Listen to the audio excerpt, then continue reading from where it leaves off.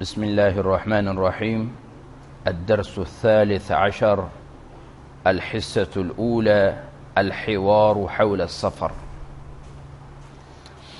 اليوم سندرس الحوار حول السفر،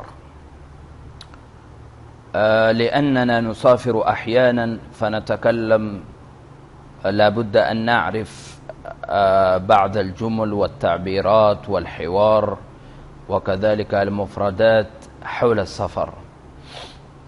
هذا الحوار بين علي وعثمان، علي أيضا يسافر وعثمان أيضا يسافر، كلاهما لقي معناه ملي، كلاهما لقي في محطة القطار railway station में, या किलाहुमा लकिया फिल मतार एयरपोर्ट में। तो एक दूसरे से पूछा आप कहाँ जा रहे हैं, दूसरे ने दूसरे से पूछा आप कहाँ जा रहे हैं, और एक दूसरे से बातचीत कर रहे हैं। अली, अस्सलामु अलैकुम व रहमतुल्लाहि व बरकातुहू।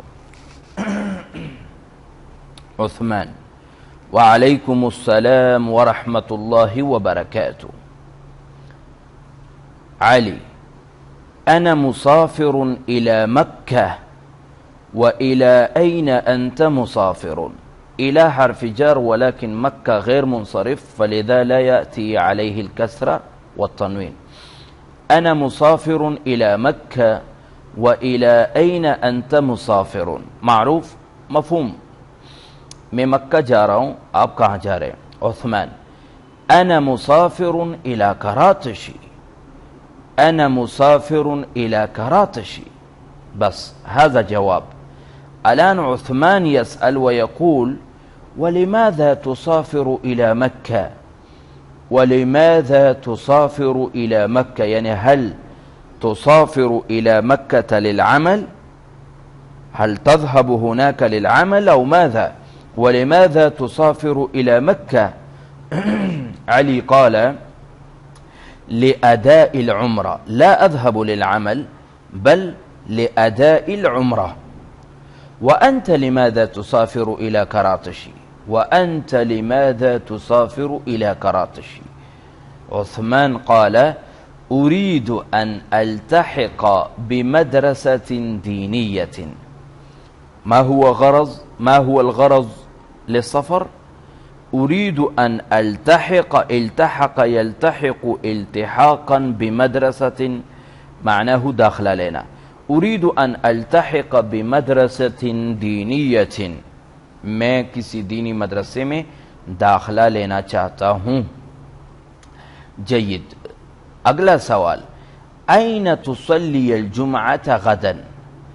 أين تصلي الجمعة غدا؟ يعني هذا اليوم يوم الخميس، وغدا عندهم يوم الجمعة، فلذا سأله आप जुमा कल कहाँ पे पढ़ेंगे?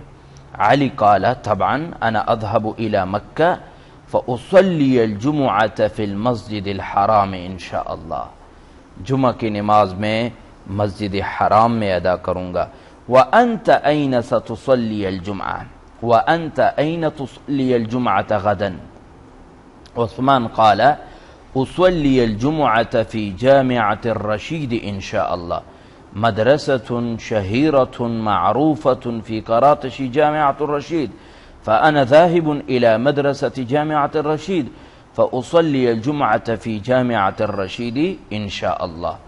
قال عثمان: لا تنسانا في صالح دعائك، لا تنسانا في صالح دعائك، अपने नेक दुआओं में हमें मत भूलना, यानी दुआओं में याद रखना।